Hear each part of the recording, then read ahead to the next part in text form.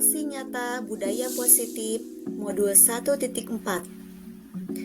Intan Fitri Insani SPD, calon guru penggerak angkatan 6, guru TK Islam plus Persis nomor 17, Raja Polah.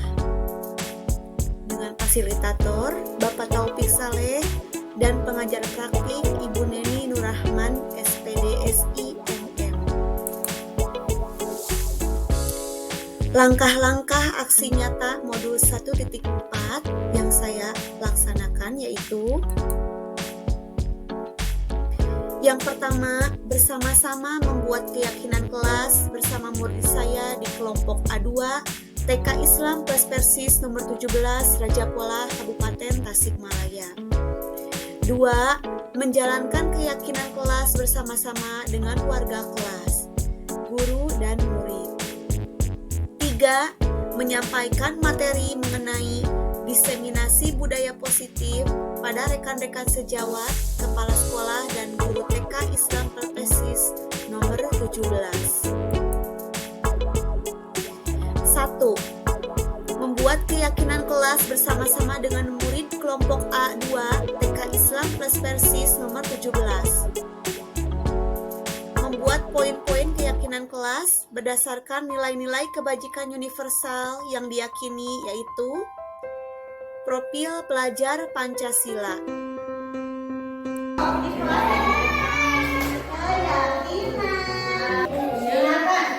Di kelas kita harus bagaimana? Belajarnya harus sampai yang pertama, saya mengerjakan sampai selesai. Siap? Mengerjakan sampai selesai. Siapa yang suka mengerjakan sampai selesai?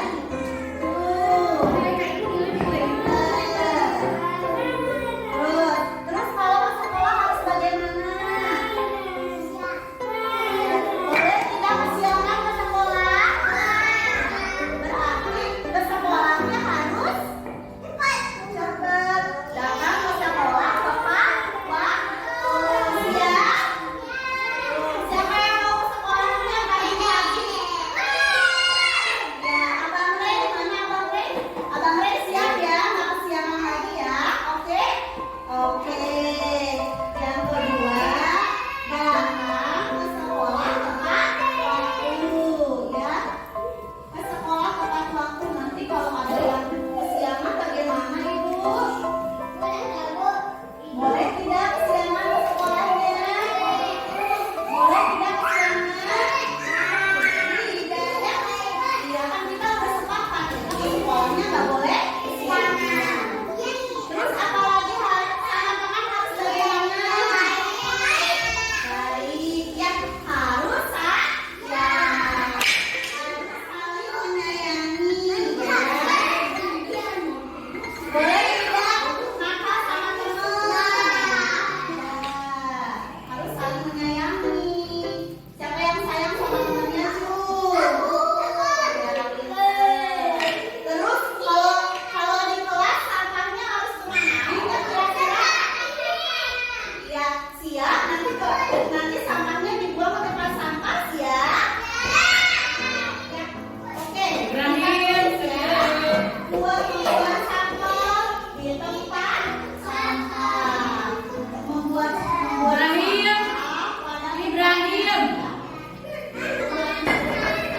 pinter.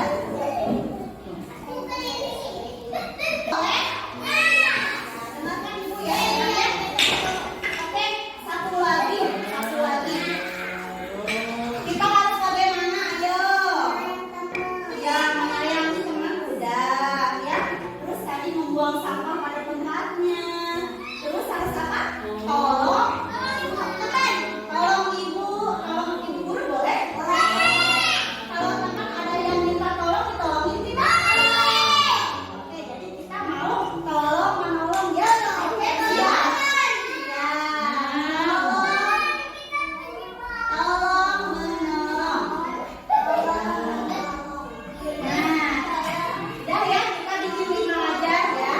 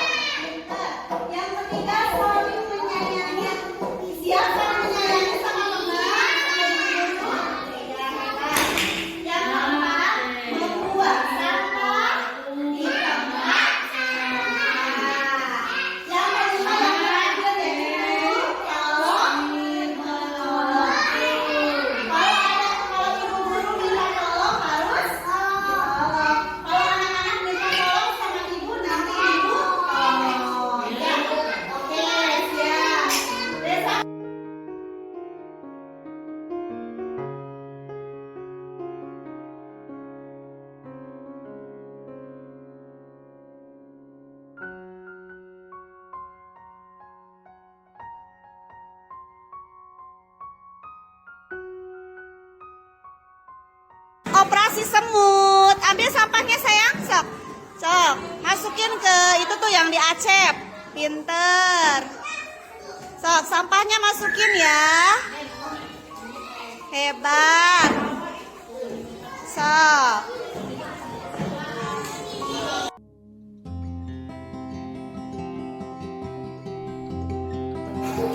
Nah, saya Intan Fitri Insani, calon guru penggerak angkatan mengenai budaya positif.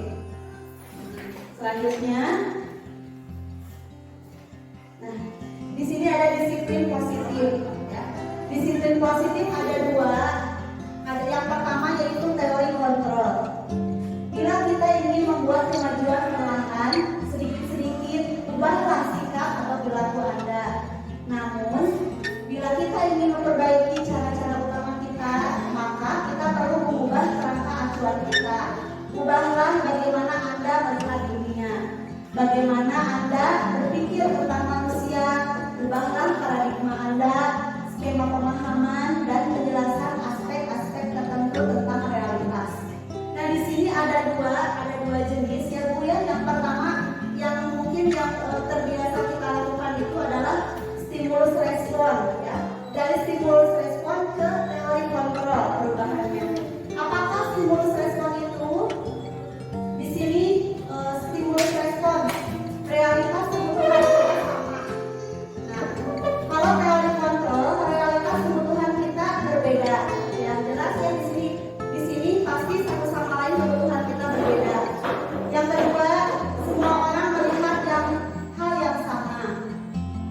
Teori kontrol, setiap orang memiliki gambaran yang berbeda. Nah, kemudian kita mencoba mengubah orang agar berpandangan sama dengan kita. Teori kontrol, kita berusaha memahami pandangan orang lain tentang dunia. Nah, kemudian perilaku buruk dilihat sebagai suatu kesalahan. Dalam teori kontrol, semua perilaku ada tujuannya. Kemudian orang lain bisa mengontrol saya.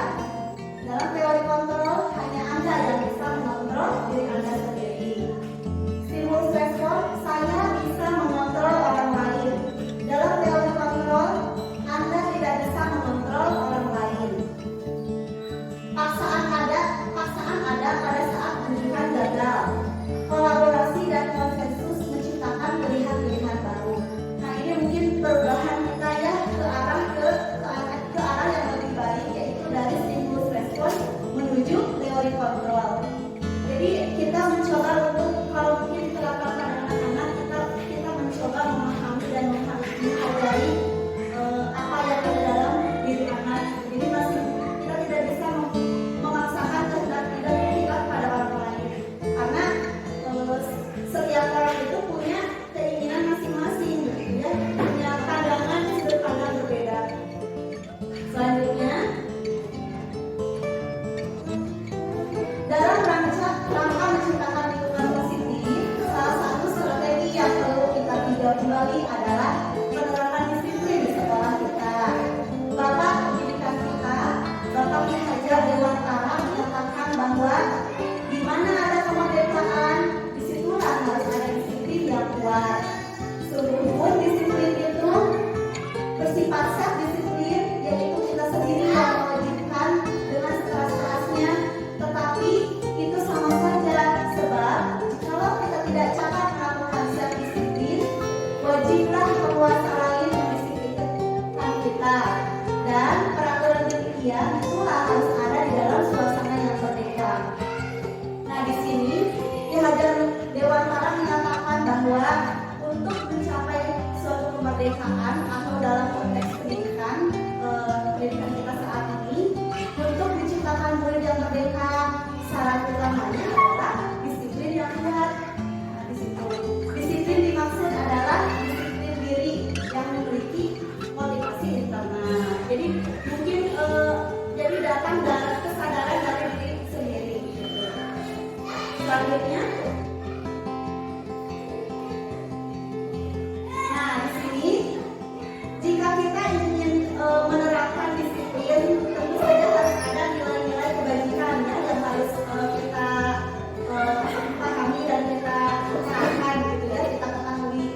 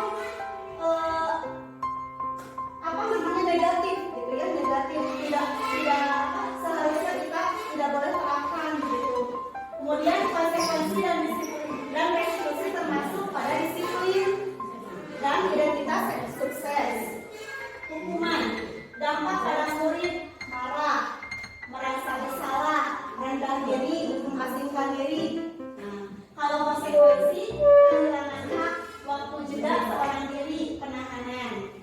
Sedangkan restitusi, murid tidak akan kehilangan waktu, namun sebaliknya bersemangat untuk memperbaiki diri. Hukuman tiba-tiba tidak diharapkan akan sangat melukai. Konsekuensi sudah diketahui dan masuk akal. Kalau restitusi berupa undangan untuk mengadakan restitusi. Kalau hukuman, peraturan atau tindakan tersebut dibuat oleh guru. Sementara konsekuensi dibuat oleh guru dan murid atau anak. Restitusi dibuat oleh murid atau anak. Terakhir, hukuman menyakitkan. Guru menjalani konsekuensi dengan menyalahkan, mengkritik, menyindir, merendahkan. Konsekuensi membantu guru menyatakan peraturan, melakukan peringatan, dan menerapkan konsekuensi. Sementara restitusi di sini menguatkan, guru menyebutkan keyakinan kelas, membimbing kerangka acuan berpikir restitusi murid atau anak. Nah di sini saya contohkan ya teman-teman, kalau hukuman misalkan ada anak yang terlambat ya masuk kelas, misalkan siapa ya di sini ada Dani misalkan ya, Dani kenapa kamu terlambat? Ini jam berapa? Jam 8 ibu. Nah sekarang kamu terlambat ya, ayo kamu berdiri di depan kelas, kakinya diangkat satu, nah seperti itu. Jadi di sana itu anak tuh peraturan dibuat oleh guru, hukuman dibuat oleh guru, anak merasa malu mungkin ya, dan menjadi rendah diri gitu ya karena dilihat oleh teman-temannya. Nah contohnya hukuman itu hukuman, kemudian konsekuensi itu misalkan ada anak ya sama terlambat masuk kelas, terlambat ke sekolah gitu kan, kita tanya kenapa kamu terlambat, ini sudah jam berapa loh sekarang gitu. Jam 8 ibu, kamu tahu kan kita harusnya jam berapa masuk sekolah? Jam 8, berarti harus bagaimana? Jadi sudah ada kesepakatan gitu ya antara guru dan murid itu. Misalkan kalau yang terlambat itu berarti harus menulis gitu ya, menulis aku salah, misalkan seperti itu. Nah itu konsekuensi ya. Kemudian restitusi. Nah kalau restitusi di sini guru itu tidak ada mungkin bertanya ya kenapa kamu terlambat, dengan ada yang tidak menyudutkan, tenang begitu ya. Kemudian kita cari tahu kira-kira apa penyebab anak ini terlambat. Kita tanya kenapa kamu terlambat, ada apa di rumah? Oh ibu mungkin kadang-kadang si anak itu menjawab dengan takut ya. Nah kita mencoba untuk menstabilkan identitas anak. Jadi ditenangkan dulu, tenang nggak apa-apa, ayo cerita sama ibu tidak akan marah gitu ya. Nah di sana terdapat ada kolaborasi atau ada di sana itu mungkin ibu guru mencoba untuk memahami yang pertama karakter anak, yang kedua kita gali alasannya kenapa, dan yang ketiga bisa dicari jalan keluarnya bersama-sama seperti itu. Jadi restitusi. Selanjutnya, nah di sini ada keyakinan kelas ya. Keyakinan kelas itu sama mungkin kalau kita itu dulu ya peraturan kelas ya. Nah kemudian kita kenal juga dengan kesepakatan kelas ya, seperti yang sudah dijalankan oleh hukum ya. Di sini ada angkatan 2 PGP ya, pendidikan guru penggerak.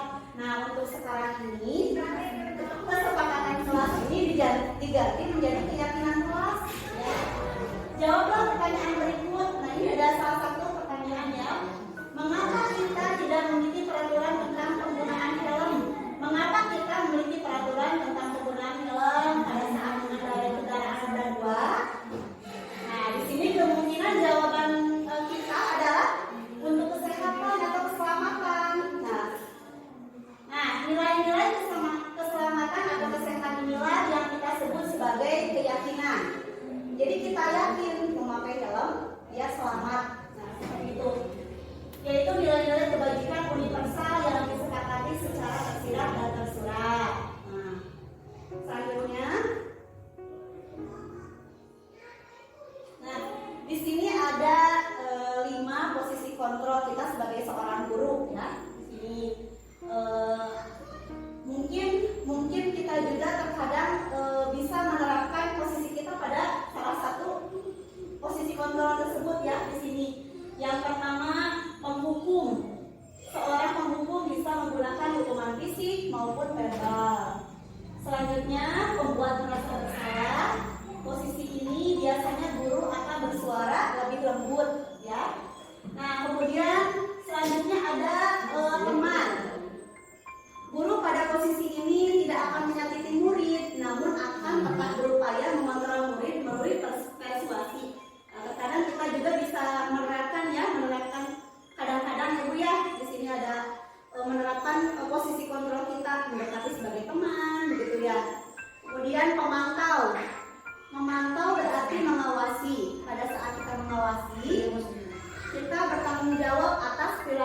orang yang kita awasi. Nah, yang ini yang paling bagus ternyata ya teman-teman, di sini ada posisi manajer. Apakah posisi manajer itu? Yaitu posisi di mana guru berbuat sesuatu bersama dengan murid, mempertanggungjawabkan perilakunya, mendukung murid agar dapat menemukan solusi atas permasalahannya sendiri. Nah, ini selanjutnya.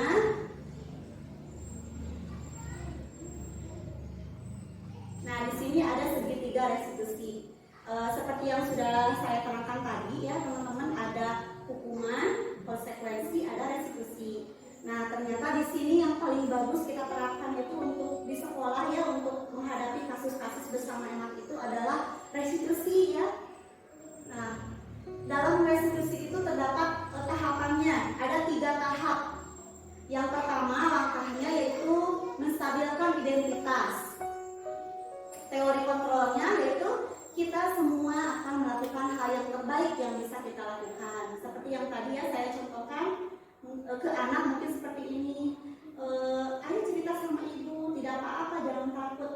Ibu juga pernah melakukan kesalahan, nah, misalnya begitu. Jadi untuk biar anak itu muncul rasa percaya dirinya, dan jadi dia itu tidak merasa rendah diri dan takut ya, jadi berani untuk mengungkapkan. Selanjutnya yang kedua, validasi tindakan yang salah. Nah, di sini semua perilaku itu ada alasannya. Jadi, misalkan kenapa anak kesiangan, nah pasti ada alasannya di rumahnya seperti apa. Kenapa anak tidak mau menyelesaikan pekerjaannya sampai selesai, pasti ada alasannya bila kita gali. Yang ketiga, menanyakan keyakinan. Nah, yang terakhir, karena sebelumnya kita sudah membuat keyakinan kelas ya di kelas, kita bisa menanyakan keyakinan kita, berkaitan dengan kasus tersebut pada anak. Misalkan untuk datang yang suka terlambat. Nah, sebelumnya di kelas itu sudah membuat keyakinan kelas bahwa datang ke sekolah itu harus tepat waktu. Nah, kita bisa tanyakan pada anak-anak tersebut. Misalkan tadi ya, Doni tahu tidak keyakinan kelas kita apa? Keyakinan Doni itu apa berkaitan dengan sekolah itu? Tidak boleh terlambat ibu. Berarti Doni tahu kan? Kita itu ke sekolah harus pagi-pagi, tidak boleh terlambat, harus tepat waktu. Berarti besok harus bagaimana? Pagi-pagi sekolahnya. Nah, mungkin seperti itu ya contohnya. Selanjutnya, nah di sini saya simpan link ya. Nanti bisa teman-teman buka. Jadi saya itu minggu kemarin mencoba untuk menerapkan gitu pada salah satu anak yang kebetulan memang kasusnya itu real gitu ya, salah satu anak yang mukul temennya gitu di kelompok A2 ada. Saya coba terapkan restitusi tersebut begitu. Jadi ternyata setelah ditanya itu, kenapa kamu mukul teman kamu gitu, jawabannya itu gemes ternyata. Jadi untuk kesenangan saja begitu ya. Nanti bisa kalau berkenannya bisa dilihat. Terima kasih. Hanya itu yang bisa saya sampaikan. Nah, sekarang yang sesi yang kedua, silakan bila ada yang bertanya, ada yang kurang paham atau ada yang